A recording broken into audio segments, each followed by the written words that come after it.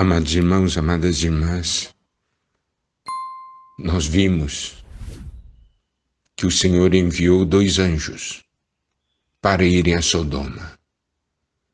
Eles não foram para Sodoma para ir lá ter comunhão com Ló, desfrutar. Eles foram para Sodoma para salvar Ló e sua família. E nós vimos que eles falaram para Ló para se apressarem. Vamos sair. O Senhor vai julgar. O Senhor vai destruir esse lugar. Vamos sair desse lugar. Mas eles estavam demorando. Por quê? Porque tinham raízes. Olha só. Essa questão de ter raízes é uma questão que precisamos dar atenção. Por quê? Porque quando nós lançamos raízes nessa terra, nós não queremos deixar as coisas dessa terra, porque consideramos essas coisas preciosas. Mas Paulo nos diz que ele considerava tudo como refúgio, comparado com a preciosidade de Cristo. Ló vivia em Sodoma.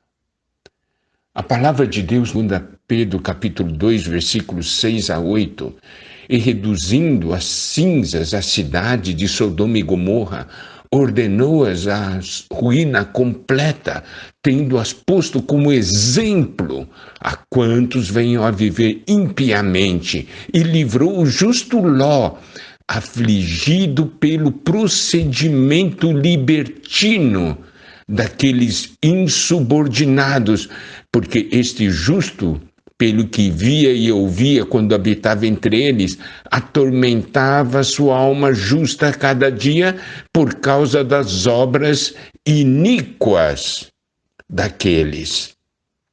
Aqui nós podemos ver que Ló vivia no meio e ele estava sofrendo. Na verdade, ele sofreu bastante.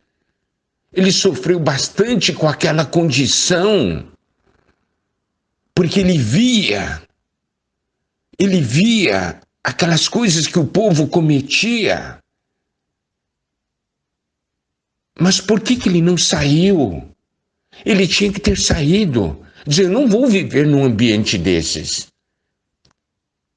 E ele estava vivendo com sua família num ambiente como aquele. Ele estava sofrendo. Ele se atormentava. Então tinha que ter saído. 2 Timóteo, capítulo 2, versículo 22 diz, foge outro sim das paixões da mocidade, segue a justiça, a fé, o amor e a paz, com os que de coração puro invocam o Senhor. Temos que fugir dessas coisas. Ló deveria ter fugido, diz, não, Sodoma não é meu lugar, vou voltar lá para Abraão. Eu não quero viver em Sodoma. Mas em Sodoma havia aqueles prazeres do mundo, era uma cidade, tinha conforto. E 2 Timóteo 3, 1 a 5 diz, sabe, porém, isto nos últimos dias sobrevirão tempos difíceis, pois os homens serão egoístas, avarentos, jactanciosos, arrogantes, blasfemadores, desobedientes aos pais, ingratos, irreverentes, desafeiçoados, implacáveis, caluniadores, sem domínio de si, cruéis, inimigos do bem, traidores, atrevidos, enfatuados, mais amigos dos prazeres que amigos de Deus, tendo forma de piedade, negando-lhe, entretanto, o poder. Foge também destes. O Senhor nos diz, foge também destes. Não crie um relacionamento com tais pessoas. Essas pessoas causam mal, irão levá-los para o pecado, para o mundo. Foge. Hoje o Senhor está falando, foge. Mas muitas vezes nós não queremos fugir, por quê? Porque temos bens ali. Nós lançamos raízes. Eu gostaria de mostrar algo muito importante em Atos, que os irmãos possam perceber a sabedoria de Deus e a direção do Espírito. Em Atos capítulo 4, a partir do versículo 32, da multidão dos que creram, era o coração e a alma. Ninguém considerava exclusivamente sua nenhuma das coisas que possuía. Tudo, porém, lhes era comum. Com grande poder, os apóstolos davam testemunho da ressurreição do Senhor Jesus.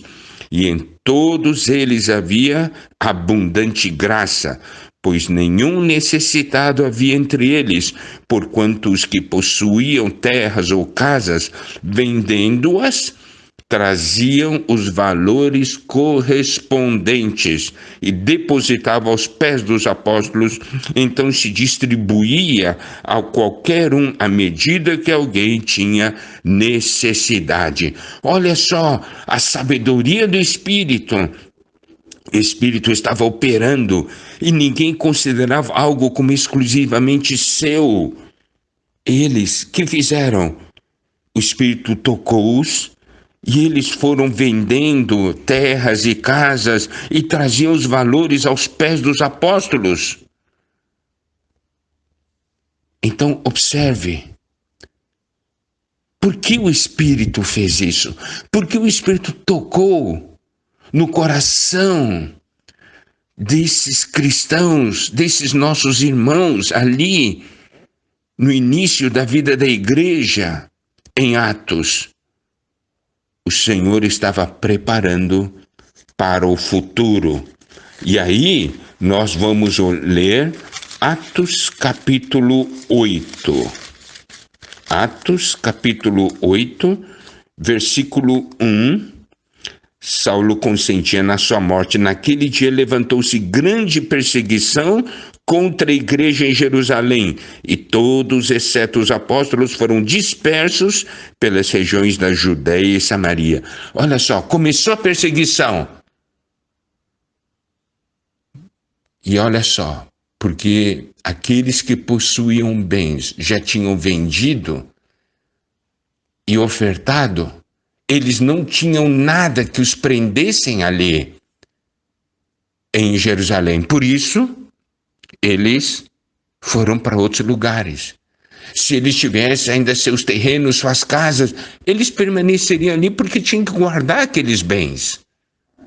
Amados irmãos, amadas irmãs, vocês estão percebendo ou não essa sabedoria do Espírito dirigindo as pessoas? Estão não percebendo? O Espírito havia tocado nos nossos irmãos. Ele estava o quê? Estava desarraigando dessa terra. Não permitindo que coisas os prendessem a essa terra. Então, quando veio a perseguição, eles foram para outros lugares. Mas, irmãos, o Senhor quer nos arrebatar. O que nós vamos falar? Eu quero ser arrebatado com minha casa, com meus bens? Não. Então, olha só, por que Ló e a sua esposa, suas filhas estavam demorando para sair? Porque tinham muitas coisas ali. Daí os homens tiveram que levá-los. E o versículo 17 de Gênesis 19 diz: havendo-os levado fora, disse um deles: livra-te, salva a tua vida, não olhes para trás, nem pares em toda a campina, foge para o monte, para que não pereças. Ele falou: não olha para trás, foge. Olha o que Ló respondeu. Respondeu-lhes Ló: assim não, Senhor meu. Olha que coisa. Quando o Senhor fala, nós devemos sempre dizer sim e amém. Mas porque nós temos nossos interesses, nossas coisas próprias, nossa própria vontade, muitas vezes quando o Senhor fala conosco, nós respondemos: assim não, Senhor meu. Assim não. Hoje o Senhor está nos chamando. Saia do mundo. prepare-se para a minha volta, quero arrebatá-lo. Que você vai dizer para o Senhor, assim não? Ou você vai dizer, amém, Senhor? Amado irmão, amada irmã, medite nisso.